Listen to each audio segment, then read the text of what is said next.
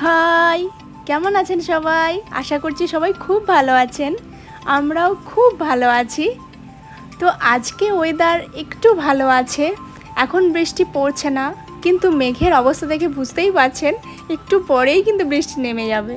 কিন্তু কি করব বলুন, বাপি মা এসেছে, ঘোরাতে তো হবে না। তাও বৃষ্টির জন্য আমরা অনেকগুলো স্পট কিন্তু মিস করে গেছি জানেন, ঘুরতে যেতে পারিনি।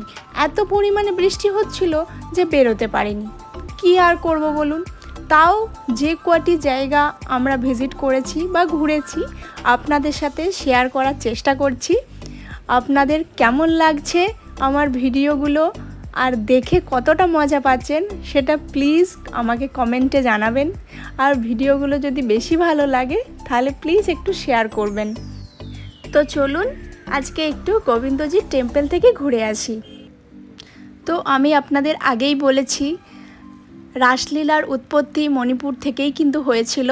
তো সেহেতু এখানে গোবিন্দজির টেম্পল এবং রাধাকৃষ্ণকে খুব ভালো করে মানা হয়।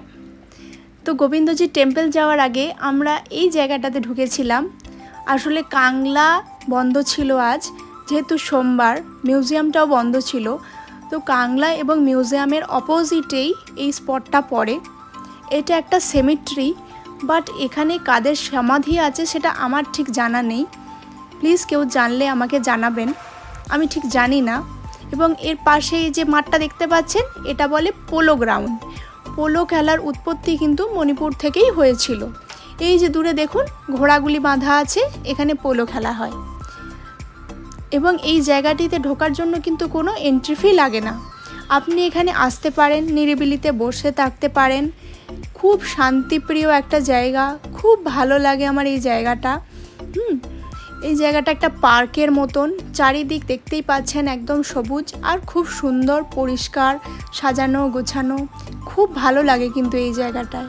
প্লিজ আসবেন, যখন আসবেন এই জায়গাটা ভিজিট করার চেষ্টা করবেন। তো দেখুন আমরা কিন্তু গোবিন্দজির টেম্পল পৌঁছে গেছি। তো আমি আগেই বলেছি এখানে মিতেই বলে একটি সম্প্রদায় আছে যারা মণিপুরের লোকাল, এবং তারা কিন্তু প্রত্যেকেই হিন্দু, অন্য কোনো কাস্ট কিন্তু নেই। তো সেহেতু এরা রাধাকৃষ্ণকে খুব মানে। তাই এই গোবিন্দজির টেম্পল আর একটি টেম্পল আছে, সেটি হলো ইস্কন টেম্পল। তো এই দুই টেম্পল কিন্তু এদের কাছে অনেক পবিত্র একটি জায়গা এবং খুব সুন্দর কিন্তু টেম্পলগুলো, বুঝতে পেরেছেন? আমার কিন্তু খুব ভালো লাগে এই টেম্পলগুলোতে আসতে, খুব ভালো লাগে। দেখুন কত পরিষ্কার আর কত সুন্দর, তাই না বলুন? আর কত বড়, পুরোটা কিন্তু একদম পাথর দিয়ে বানানো জানেন, খুব ভালো কিন্তু। আর এই যে দালানটা দেখতে পাচ্ছেন, এখানে কিন্তু নাম সংকীর্তন হয় সন্ধ্যের বেলায়। আর ওই যে দূরে ওটা দেখতে পাচ্ছেন, এটা হলো দুর্গা দালান, মানে এখানে খুব সুন্দর করে কিন্তু দুর্গা পুজোও হয়। আমি পুজোর সময় একটুখানি ক্লিপ নিয়ে রেখেছিলাম দুর্গা পুজোর, তো সেই ক্লিপটা আমি আপনাদের সাথে শেয়ার করছি। দেখুন এরা কিন্তু ঠাকুর ভাসায় না, এইভাবে মুখ বন্ধ করে রেখে দেয়। হ্যাঁ, তো দেখুন এখানে দুর্গা পুজো হচ্ছে। যেহেতু আমরা আগের বছর দুর্গাপুজোয় বাড়ি যাইনি, তাই আপনাদের সাথে এই ভিডিওটা শেয়ার করতে পারলাম। কারণ এই ভিডিওটা আমি দুর্গাপুজোর সময় বানিয়েছিলাম, তাই ভাবলাম গোবিন্দজির টেম্পলের যখন ভিডিও দিচ্ছি তাই আপনাদের সাথে এই ভিডিওটা শেয়ার করি।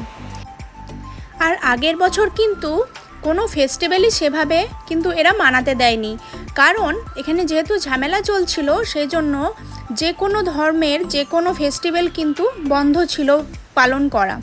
তো সেহেতু মূর্তি এনে পুজো করা আগের বছর কিন্তু টোটালি স্টপ ছিল। তো আমরা তো ভেবেছিলাম যে মূর্তি দেখতে পাবো না, তাই আমরা এখানে একটি কালীবাড়ি আছে, সেই জন্য কালীবাড়িতে গিয়ে অষ্টমীর পুজো দিয়েছিলাম।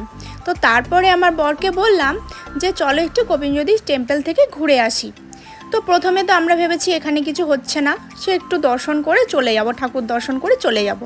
তারপরে ভিতরে ঢুকে দেখি এখানে মূর্তি পূজা হচ্ছে। তো আবার কি করব, সাথে সাথে পুজো কিনে এখানে পুজো দিলাম, অষ্টমীর পুজো। আবার খুব ভালো লাগলো, সেজন্য আবার আমি সন্ধ্যের বেলায় চলে এসেছি এবং নবমীর দিনেও আমি এসেছিলাম। খুব ভাল লেগেছিল আমার যে একটা ঠাকুর দেখতে পেয়েছি, যেখানে ভেবেছিলাম ঠাকুর হয়তো এবছর আর দেখতেই পাবো না। দেখুন এখানে কিন্তু সন্ধ্যের বেলায় এরকম নাম সংকীর্তন হয় এবং তার জন্য আলাদা করে কিন্তু এরা পোশাক কিন্তু পরতে হয় এদেরকে। এখানে দেখুন, বুঝতে পারছেন কিনা আমি জানি না, এখানে দেখুন এক একজন কিন্তু 2টা করে শাঁখ একসাথে বাজাচ্ছে। এটা কিন্তু আমি কখনো কোথাও দেখিনি এবং এটা আমার খুব ভাল লেগেছে।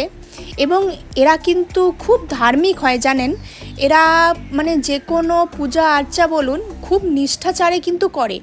এবং আপনি যদি এই গোবিন্দজির টেম্পল আসেন, আপনাকে কিন্তু এখানে মোজা পরেও ঢুকতে দেওয়া হবে না, মানে জুতো মোজা আপনাকে প্রপারলি খুলে তারপর আপনাকে ভিতরে আসতে হবে।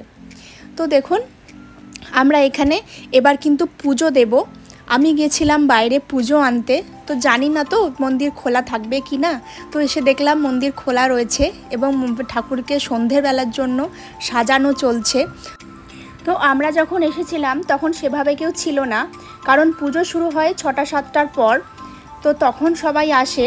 তো আমরা তো এসেছিলাম বিকেল বিকেল করে, সেই জন্য সেরকম কেউ ছিল না। এবং জানেন ফ্লাডের সময় কিন্তু এই গোবিন্দজির টেম্পল একদম দেখুন জলে পরিপূর্ণ হয়ে গেছিল। তো আমাদের পুজো দেওয়া হয়ে গেছে। তো আমরা চারপাশের আরও যে ছোট ছোট মন্দিরগুলো ছিল, যেমন মহাদেবের মন্দির আর একটা রাধা মাধবের মন্দির ছিল, সেগুলো আমরা দর্শন করছিলাম এবং মন্দিরটা প্রদক্ষিণ করছিলাম।